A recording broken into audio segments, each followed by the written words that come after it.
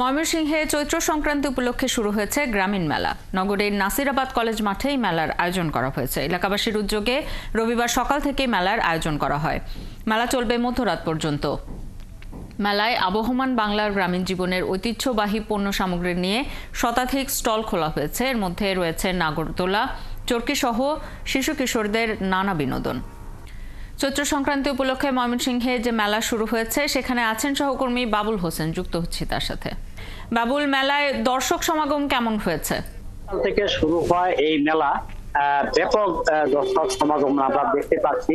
যদিও ভোরবেলা বৃষ্টির কারণে মেলার যে মাঠ সেটাতে কিছুটা পানি জমেছিল, কিন্তু বেলা বাড়ার সাথে সাথে সেই পানি শুকিয়ে যাওয়া এখন আমরা দেখেছি পুরো মাঠ ভরে গেছে এবং যারা স্টল নিয়ে বসেছেন আসলে শতাধিক, আমরা এর চেয়েও বেশি অর্থাৎ কয়েকশো স্টল সেখানে নিয়ে এসেছেন যারা দোকানিরা, এবং যেটি বলছিলেন যে নাগরদোলা, চরকি সহ বিনোদনের অর্থাৎ শিশু কিশোরদের বিনোদনের নানা রকম আয়োজন রাখা হয়েছে।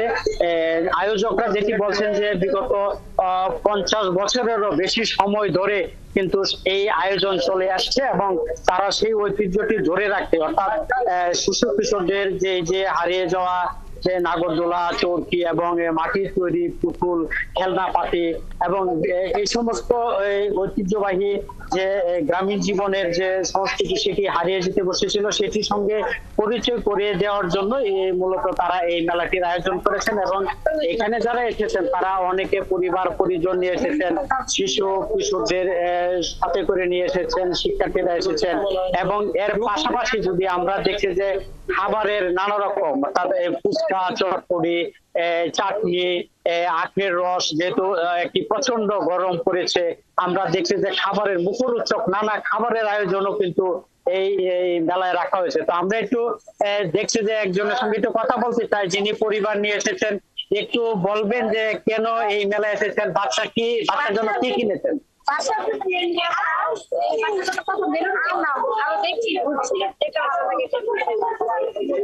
কেমন লাগছে মেলা ঘুরে? দেখছি ভালো লাগছে। মেলায় পয়লা বৈশাখের আগে সবসময় হয়, সেই ক্ষেত্রে পয়লা বৈশাখ উৎসবটা শুরু হয়ে গেছে আজকে থেকে।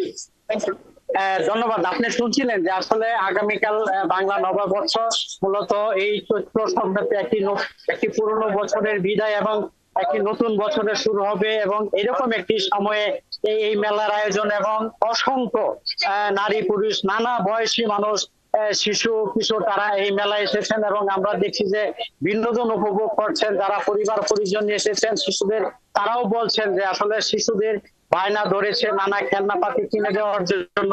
এখানে খই খেলনা, বাঁশি, একতারা, দোতারা সহ নানা কিছু আমরা দেখেছি যে এখানে নিয়ে আসা হয়েছে।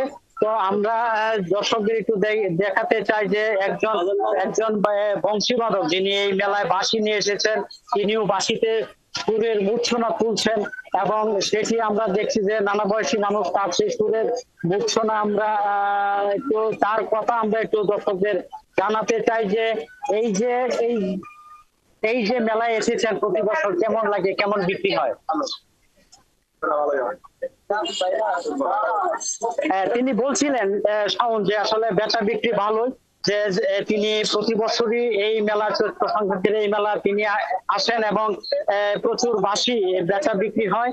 এবং আমরা যে দেখাতে চাই যে গ্রামীণ জীবনের যে ঐতিহ্য, বিভিন্ন খেলনাপাতির, এই মাটির পুতুল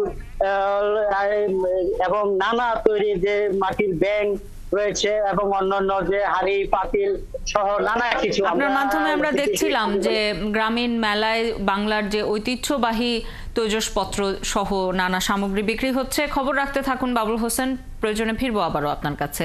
ময়মনসিংহ থেকে যুক্ত হয়েছিলেন সহকর্মী বাবুল হোসেন।